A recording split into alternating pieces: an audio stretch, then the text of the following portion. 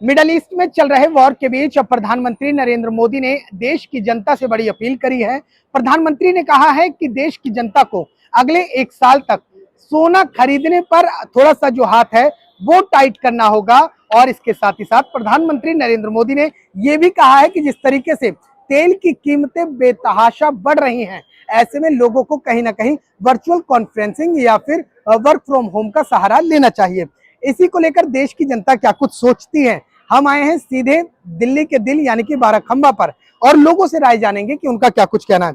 एक यूथ है, यूथ और ऊपर से फीमेल, जो कि गोल्ड की ज्वेलरी ज्यादातर इन्हीं के यूटिलाइज की होती है। ऐसे में क्या सोचते हैं, क्या 1 साल तक बिना खरीदे रह सकती हैं सोना? लगता है ऐसा पॉसिबल नहीं, है? ऐसा पॉसिबल नहीं है। जस्ट बिकॉज हम लोग बहुत ट्रेडिशनल अभी भी माइंडसेट से हैं, और अभी भी आप देखोगे half of the population are from the background thinking कि उनकी वही सोच है, पुराने ख्याल हैं।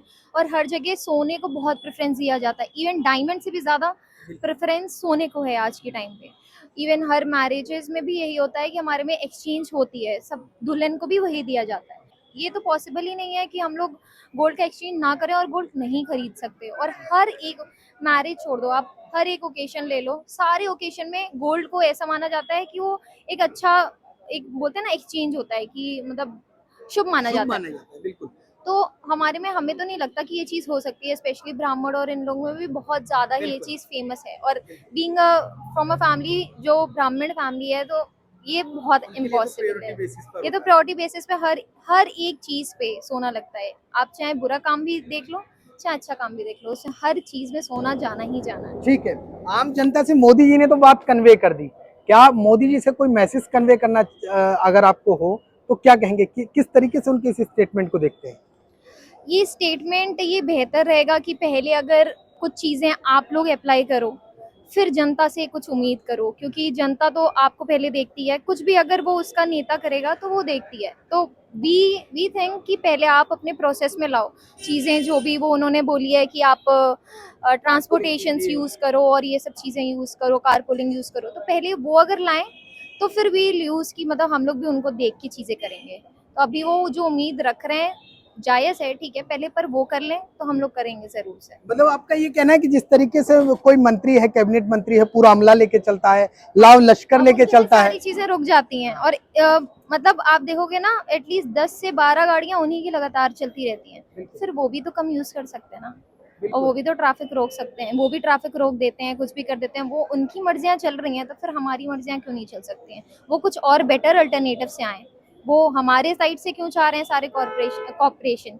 वो कुछ अच्छे अल्टरनेटिव से आएँ, वो ज़्यादा बेहतर रहेगा। क्या क्या करती हैं आप बाय प्रोफेशन? बाय प्रोफेशन अभी तो मैं आईसीआईसीआई प्रूडेंशियल एएमसी में हूँ। क्या नाम है आपका? शिवांगी मिश्रा। ठीक है, ये शिवांगी हैं और शिवांगी कह रही है प्रधानमंत्री मोदी जी से कि आपने जो मैसेज कन्वे करना था जनता से वो तो कर दिया, लेकिन इम्प्लीमेंट जो करना है वो अपने से शुरू कीजिए ना, पहले अपने पर लागू कीजिए। आपने कहा कारपूलिंग की जाएगी, वर्क फ्रॉम होम होगा, तो जब मंत्रियों का एक लंबा लाव लश्कर चलता है, एक जो कहीं ना कहीं कैबिनेट का अमला चलता है, उनको कहिए कि कारपूलिंग से संसद से लेकर अपने घर तक जाएं। पीएम मोदी के इस बयान से आम जनता क्या सोचती है? सर मैं आपसे सवाल पूछूंगा, आप ये सब मीटिंग जो कंडक्ट कर रहे हो, जो आज आप वीडियो बना रहे हो, किसके लिए बना रहे हो? पब्लिक ऑडियंस के लिए। तो सर जब आप ये बात बोलोगे तो पीएम मोदी भी यही बात बोलेंगे कि मैं भी आम जनता के लिए हूँ। मना कौन करेगा? एक नेता बता दो जो बोलता हो कि मैं आम जनता के लिए नहीं हूँ। ये तो आम जनता बताएगी ना हमारे लिए कौन है कौन नहीं है। बहुत क्लियर सी बात है, क्यों संजय भाई? और दूसरी चीज, सबसे बड़ी इंपॉर्टेंट बात ये आती है कि आम जनता को क्राइसिस क्या फेस करना पड़ता है। सबसे बड़ा क्राइसिस है मिड लाइफ क्राइसिस। ठीक है, तो मिड लाइफ क्राइसिस के अंदर क्या होता है कि इंसान की जो आधे से ज्यादा जिंदगी होती है, जो उसकी 30 से 40 साल की उम्र होती है, उस बीच में वो कहाँ होता है, उसके जीवन में ठहराव है? अगर ठहराव नहीं है तो वहां पे फिर हमें ज्यादा फोकस करना चाहिए। आजकल हमारा जो जेनजी है, जो मेरी उम्र के लोग हैं, उनको 55.79% are being included in the mental health crisis. तो आप मेंटल हेल्थ का सबसे बड़े पेशेंट्स क्यों बन रहे हैं? उस पर ज्यादा फोकस करो ना सर, क्योंकि आपके भविष्य ही आपकी युवा पीढ़ी है। जब आपका इन्हीं पे कोई फोकस नहीं है, एजुकेशन पे कोई फोकस नहीं है, दूसरे सेगमेंट्स पे कोई फोकस नहीं है, तो आप मेरे से बाकी बातें पूछ के कि पीएम मोदी के दिमाग में क्या चल रहा है, मैं उसे क्या करूंगा? आज तक देश में एक एजुकेशन तो फ्री कर नहीं पाए, बाहर तो पढ़ने का भी पैसा मिलता है सर। तो सबसे मेन चीज है एजुकेट पीपल, और मुझे लगता है कि हर नेता की पॉलिसी एजुकेट मत होने दो। मैडम, प्रधानमंत्री नरेंद्र मोदी ने कहा 1 साल तक आम जनता सोना ना खरीदे, ज्यादा बेहतर है, क्या लगता है ये संभव है? ये संभव तो नहीं है, क्योंकि अभी साफ बहुत लोगों की डिमांड भी रहती है, जरूरतें भी पड़ती है, तो हो सकता है लोग खरीदे भी। और आगे भी देखते हैं क्या होता है, वैसे तो नहीं बता सकते। तो सर है, सर से बात करते हैं। सर, मोदी जी ने कहा है कि पेट्रोल और डीजल को बचाना होगा, बेतहाशा दामों में वृद्धि हो रही है, कच्चा तेल महंगा खरीदा जा रहा है, ऐसे में महंगाई चरम पर है पेट्रोल डीजल को लेकर। क्या लगता है, क्या आम जनता जिस तरीके से अपने वाहनों का तेजी से इस्तेमाल कर रही है, एक एक घरों में 4-4 वाहन है, क्या आम जनता को इस पर रोक लगानी चाहिए? क्या ये संभव है कि रोक लग जाएगी, या फिर बातें सारी हवा हवाई है? नहीं, हवा हवाई तो नहीं है। मैं कहना चाहूँगा कि मोदी जी फैसला तो सही लेते हैं।